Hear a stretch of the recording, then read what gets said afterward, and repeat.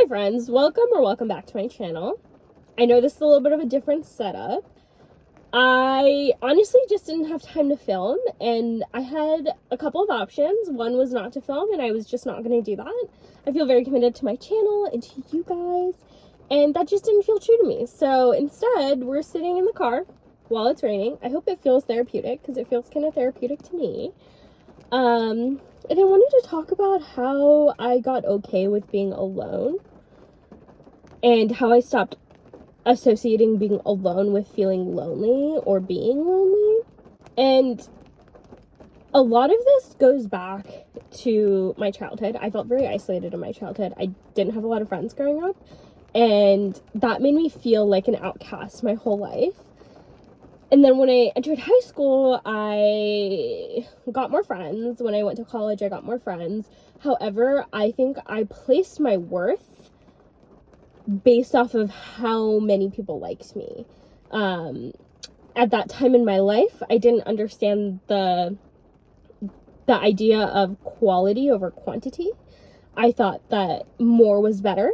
And because I had been isolated for so much, or because I had felt isolated for so much of my life, I just thought that having more people like you was how you gain acceptance. So for me, I think for a very long time, being alone has been associated with not being accepted, being a social outcast. And then towards the end of college, I realized that I was genuinely not able to sit with myself, not able to sit with my thoughts, not able to go have a meal by myself. And when I came to this realization that I was graduating college soon, all of these friends were not going to be around anymore. I was going over to the real world. And for the first time, I realized I don't know how to be alone. Every time I'm alone, I think I'm lonely, and I get super sad. And honestly, it gave me this sort of insecure, anxious attachment where in partnerships, in romantic relationships, I just wanted to be close. I always needed to be close. I always needed to be with people. I needed to do things with people, and that person turned into like my boyfriend at that time. I felt like I needed to do everything with him, and it was not good. It was not healthy, as you can imagine. But a lot of that, number one, was my need for connection and my insecurity. But the other part of that is nobody had taught me how to be alone. Nobody told me it was okay to be alone. I think the idea in our society, I think that the rhetoric is changing now, but back in the day, it was like, if you did things alone, you were a loser. I could not disagree with that more, okay? I think the most confident, badass thing you could do is go have, a meal by yourself. Go do things by yourself. And it's not even, a badass thing. I feel like it should just be more normalized. Why are we so afraid of being with ourselves? Why do we need other people to do things? And I truly believe it's just, a learned behavior. We were all just taught this is how it needs to be. However, if you feel that way, that is, I want to validate that's so normal. We have just been taught to be that way, and it's not your fault. But if you're acknowledging it and you want to change it, you totally can. Because when I tell you, I used to have literal panic attacks if I went anywhere by myself. And now, more than anything, when I have a personal day, when I have a me day, I would do that over and over again. Bookstore, coffee shop, spot, whatever. I genuinely love hanging out with myself so much. I sit in the car and I love hanging out with myself. I'm just always having a fun time by myself, and I just never thought that would be me, because it was never me. Like I said, growing up, I was just so afraid to be by myself, and I think the question is, how did I get here? Because the reason I think it's so important is learning to be alone, I think, is the biggest confidence boost. If you can be comfortable with yourself, if you can be comfortable with being alone, you could conquer the entire world. Honest to God. Maybe not the entire world, but a lot of your world, okay? And that has everything to do with if you trust yourself, if you trust that, hey, I can drive to this place alone. I could go on a solo trip. I could even go to a solo trip on a coffee shop. Like, it doesn't have to be like anything massive, anything big.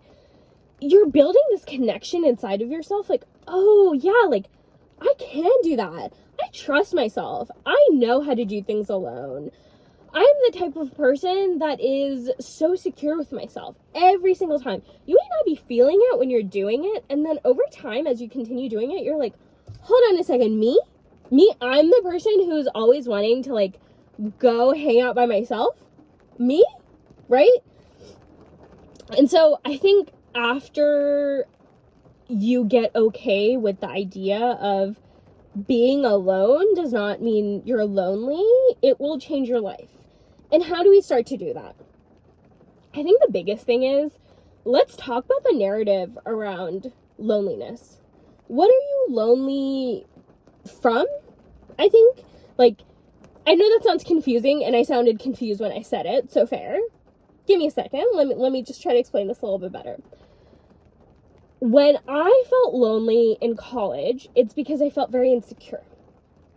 Like I said, my worth was placed on how accepted I was by a big quantity of people. I was lonely because I thought that I needed acceptance to accept myself. I needed acceptance from other people. So for me, it was insecurity. Sometimes when we feel lonely, we genuinely just want friends. Like, we just want connection. We want intimacy, whatever it is, right? And so first, I think the most important thing is to understand, what is it that you're seeking? Because I have a lot of quantity of friends. I don't necessarily think all of them were quality. And I learned that soon after I graduated. And I felt very lonely because, like, I wasn't picking good people. And it kind of brings me to, like, a season of loneliness can be so healing for you. Because when you are wanting to heal that loneliness, well, first I want to backtrack a little bit. Loneliness is so normal. We will all feel lonely. I'm not saying let's never feel lonely ever again, because that's just not possible. But it's more that, how do we get comfortable with being alone? Because when you are comfortable being alone, I promise you, your life will be filled with fantastic people after. You know why? Because you waited, you worked on yourself, you worked on the things that internally needed to be worked on, and now you're attracting all of these people that, like, completely vibe with you. Your dream friends, your dream community comes to you when you're okay with being alone. And through that process, you might feel a little lonely, but knowing that the bigger goal is that you are working towards cultivating yourself. And I'm not talking about, like, toxic self-improvement, like, I need to look a certain way in order to have friends. Nothing like that. More of, I am someone who is secure in myself. I have boundaries. These are my boundaries. And if somebody doesn't meet this, I'm okay with being alone. Because I would rather be alone than be treated like a doormat. That sort of situation. You understand what I'm saying? When we get okay with being alone, we're actually just working towards finding the dream people, the dream partner, the dream friendship, the dream community. And so first thing is acknowledging you're gonna be lonely. Yeah, I know. It's gonna feel kind of bad. And then we're gonna say, okay, like, why do I feel lonely? Am I insecure? Do I crave intimacy? And validate that feeling, because it's so important. Like, yeah, dude, you're human. We thrive on community. We thrive on people. Second step to that is, what is my community? Who is my community? Who do I want to surround myself with? Like, do I want to date a loser, or do I want to date, like, my dream man? Do I want to be friends with somebody who makes me feel, like, terrible, or do I want to be friends with somebody that just empowers me? Every time I hang out with people, my people, I feel, like, this sense of relief. And this is so true for me, guys. Like, I have always had a few quality friends, but because I was always looking for quantity, I have hung out in some situations where I just never, like, I left and I'd be like, oh man, like, they're definitely talking about me. Why did I do that? And obviously I know why. I was insecure. I was craving something that they were not going to fill for me, okay? And now, perfect example of this, I just hung out with two of my friends. And we just yapped for so long, so comfortably. I feel so safe. And they feel so safe. And we tell each other that. I think that's the biggest thing. Like, we're constantly talking about how much we care for each other, how grateful we are. Like, I have found my people, but to find my people, I had to be okay with being alone. I had to be okay with the fact that I would have to say no to things if they didn't align with who I am. If my community was not the community I was looking for, I didn't want it. Okay? So that's step 1 and 2. Step 3 is just baby steps. I think a lot of this is acknowledging when you start doing things by yourself, it's gonna feel uncomfortable. It's gonna feel weird. It's gonna feel like people are watching you. It's gonna feel like people think you're weird. None of that is true. It's just our brains, like, kind of assuming that that's true. But the reality is, like, nobody's thinking about you. They're thinking about themselves. They're sitting in the coffee shop thinking about whatever the heck they're thinking about. They're probably thinking about themselves. Like, do I look okay? This, and that. They're thinking about themselves, okay? So it's going to be uncomfortable. And you don't have to do something like, if you've never hung out by yourself, please don't book a solo trip to Europe. I mean, you can. And that would be a learning experience. However, I think that would, like, be too wide of a jump. I think the biggest thing always is understanding that baby steps equal big steps. So, instead of that, maybe we could just go out on a walk by ourselves. No music, just really being okay with being by ourselves. Being okay with being perceived, essentially. And then slowly from there, you start building up to it. Okay, I could do this by myself, so I could do that by myself. The biggest thing throughout this journey, by the way, is affirmations. Every time you do something by yourself, I want you to look at yourself and be like, I just did that. I went to go grab coffee by myself, and I loved it. I had such a good experience. Or I didn't love it, but I still did it, and I'm proud of myself. Affirmations, the way you talk to yourself, will change your life. So this whole entire journey, I need you to constantly tell yourself, yes, I did this. Yes, it was uncomfortable, but I still did it. I'm so proud of myself. And then eventually, the more and more you do that, the more and more you're going to be like, wow, I am so okay with being by myself because I am my biggest companion. Which brings me to the next and last thing, which is that when we learn how to be alone with ourselves, we truly fall in love with ourselves, like deep, deep love and deep, deep knowing. Some of the best revelations I have about my life is sitting by myself. I love myself so much. I don't want to hang out with people sometimes, genuinely.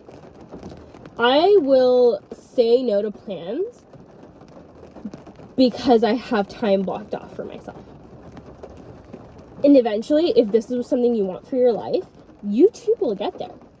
Because your relationship with yourself, at the end of the day, we have other people in our lives, our community, people we love, but nobody knows you better than you. And you need to strengthen that connection. Because you don't want to seek validation from other people. You only want to seek validation from yourself. You are your biggest friend. Or you could be your biggest enemy if you don't learn how to be with yourself. Thank you so much for being here and watching this video. I know this video is a little bit more all over the place, but it felt really important to share. And there's probably so much more I could say on this topic, but I also just don't want to ramble on for too long. I hope that some of these things were helpful. If you did like this video, I hope you will continue along this journey with me. I don't know what I'm going to talk about next, but hopefully you guys enjoyed the rain sounds. Bye, I love you.